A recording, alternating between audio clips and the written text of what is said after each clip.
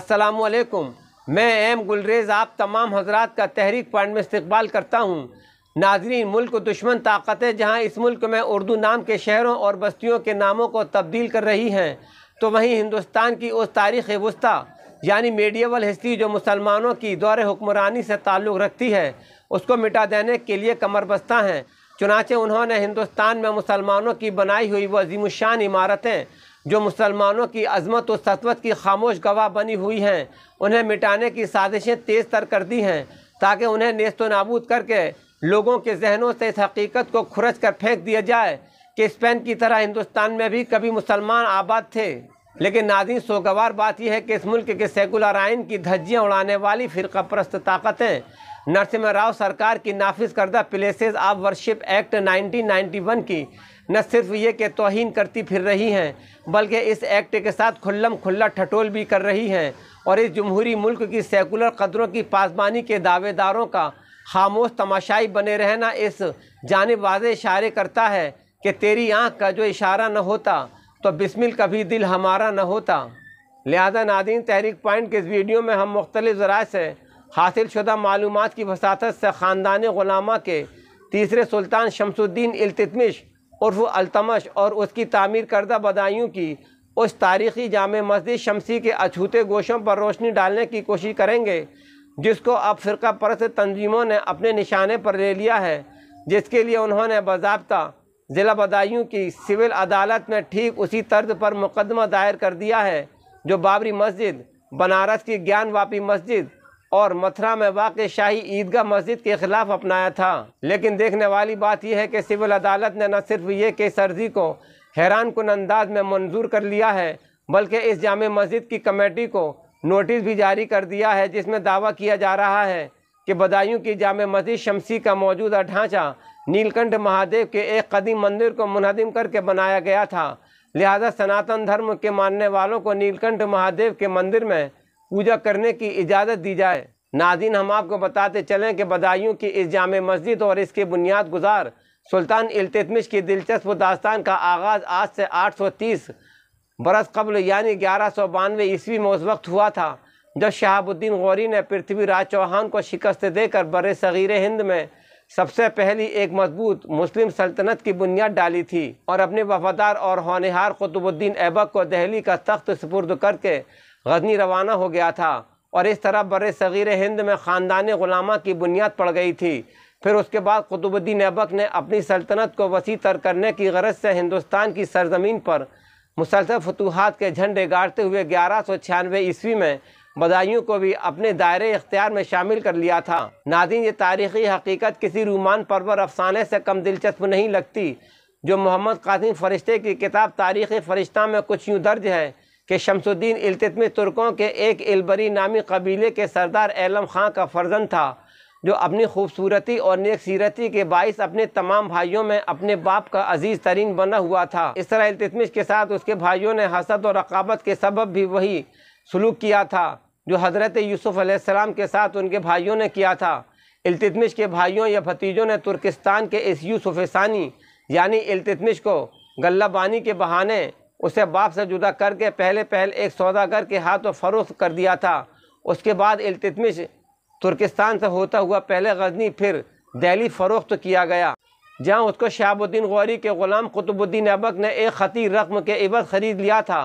कुतुबुद्दीन ऐबक ने शमसुद्दीन इल्तुतमिश की फ़हम व फ़रासत और मुजाहिदाना किरदार की बदौलत न सिर्फ ये कि बदायूं का गवर्नर मुकर्रर किया था, बल्कि इल्तुतमिश को अपनी दामादी में भी ले लिया था। इस तरह हम देखते हैं कि हिंदुस्तान के सूबे उत्तर प्रदेश के ज़िला बदायूं में ग़ुलाम के ग़ुलाम यानी शमसुद्दीन इल्तुतमिश ने इस अज़ीमुश्शान मस्जिद की बुनियाद 607 हिजरी मुताबिक 1210 ईस्वी में उस वक्त रखी थी जब वो बदायूं का गवर्नर था, और 1223 ईस्वी में जब इस मस्जिद की तामीर पाए तकमील को पहुंची तो वो उस वक्त ख़ानदान ग़ुलामा का तीसरा सुल्तान बन चुका था। और इस तरह सुल्तान शमसुद्दीन के नाम की मुनासबत से इस मस्जिद का नाम जामे मस्जिद शमसी रखा गया। कहा जाता है कि सुल्तान इल्तुतमिश के 3 बेटे थे और एक इकलौती बेटी रज़िया थी, जिसकी विलादत 1205 ईस्वी में ज़िला बदायूं में इसी मस्जिद के क़ुर्ब जवार में हुई थी। इस तरह हम देखते हैं कि रज़िया की पैदाइश के बाद ही इस मस्जिद की तामीर की इब्तिदा हो गई थी, जो आगे चलकर हिंदुस्तान की अव्वलीन खातून सुल्तान बनी थी। नादिर सुल्तान इल्तुतमिश के ज़रिए बनाई गई ये जामे मस्जिद कई लिहाज से अहमियत की हामिल है। ये मस्जिद आज भी इतनी मजबूत है कि 800 बरस से ज़्यादा का वक्फ़ा गुज़र जाने के बाद भी निहायत ही तुज़ो को एहतिशाम के साथ खड़ी है और अपने पहले रोज़ से ही बिला नागा अहलियान ईमान के रूह परवर सजदों से मामूर है। नाज़रीन, शहर बदायूं के क़ल्ब में वाक़ सोथा इलाक़े के महल्ला मौलवी टोले की टेढ़ी मेढ़ी गलियों से गुज़र कर बाहर से सादा नज़र आने वाली ये मस्जिद एक बुलंद व बाला इलाक़े में वाक़ है। इस मस्जिद का दामन इतना कुशादा है कि इसमें तकरीबन 23,500 मुसल्लीन बैक वक्त नमाज अदा कर सकते हैं। ये मस्जिद अपनी एक तवील तारीख़ और शानदार इमारत रखने की बुनियाद पर मुल्क के तूल व अर्ज़ में अपना एक अलग शोहरा रखती है, क्योंकि इस मस्जिद को शिमाली हिंद में मुसलमानों की सबसे पहली मायनाज यादगार होने का फ़ख्र हासिल है और साथ ही साथ ये मुल्क की तीसरी कदीम तरीन मस्जिद होने के अलावा हिंदुस्तान की वसी तरीन मसाजिद की फ़हरिस्त में 7वें नंबर पर आती है और इसके अलावा इसे तामीरी रकबे की मुनासबत से हिंदुस्तान की सबसे बड़ी मस्जिद होने का एज़ाज़ भी हासिल है। ये मस्जिद ऊंचे दरवाज़ों और मोटी मोटी दीवारों के अलावा जा बजा कुरान की मुक़द्दस आयात से मुज़य्यन होने की वजह से भी ज़माने भर में मशहूर है और साथ ही इस मस्जिद की बनावट फ़ारसी और अफ़गान की मिली जुली सकाफ़त और फ़न तामीर को भी उजागर करती नज़र आती है और यही सबब है कि हिंदुस्तान के इस बेशबहा नगीने को आर्कियोलॉजिकल सर्वे ऑफ इंडिया ने भी नेशनल हेरिटेज यानी कौमी वरसा करार दे रखा है। नाज़रीन, तुर्किस्तान में जन्म लेने वाला सुल्तान इल्तुतमिश बदायूं की रूह परवर फ़ज़ाओं से इतना मानूस हो गया था कि उसने अपनी दौरे हुक्मरानी में बदायूं को 4 बरस तक दहली का दारुल सल्तनत बनाए रखा और सुल्तान शमसुद्दीन वो पहला तुर्क सुल्तान था जिसने खालिस अरबी के सिक्के चलाए थे। सुल्तान इल्तुतमिश एक दरवेशाना मिजाज रियाया परवर और इंसाफ पसंद तबीयत का मालिक था।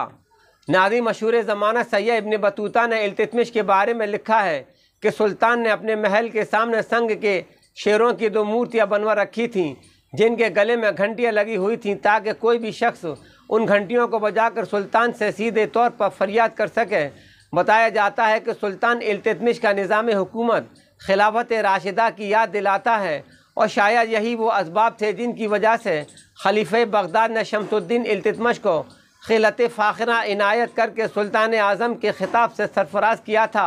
इस तरह हम देखते हैं कि इल्तुतमिश के ज़माने से ही बदायूं को क़ुव्वतुल इस्लाम होने का फ़ख्र हासिल है, लेकिन आज ये शहर भी फ़िरक़ा परस्त ताकतों की आँखों में खटक रहा है और हिंदुस्तान का मुसलमान बेबसी की एक ऐसी सूरत हाल से दो चार है कि वो अपने दिफा के लिए सिर्फ अहलियान वतन की तरफ टुक टुक दीदम दम न कशीदम की तस्वीर बन गया है। और हैरत व अफसोस का मकाम ये है कि यह खैर उम्मत पिछले 70 वर्षों से इस मुल्क के सेकुलर आइन के तहत अपने दिफा के लिए कोई क़यादत खड़ी न कर सकी,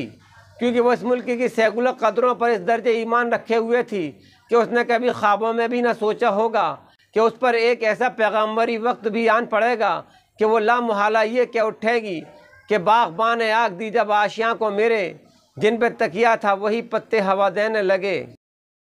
नाज़रीन, अगर आपको तहरीक पॉइंट का ये वीडियो पसंद आया हो तो इसे लाइक करें, शेयर करें और हमारे चैनल को सब्सक्राइब करके बेल आइकन को क्लिक करें ताकि हमारे आइंदा वीडियोस आप तक पहुंचते रहें और कमेंट सेक्शन में अपनी राय का इजहार ज़रूर करें।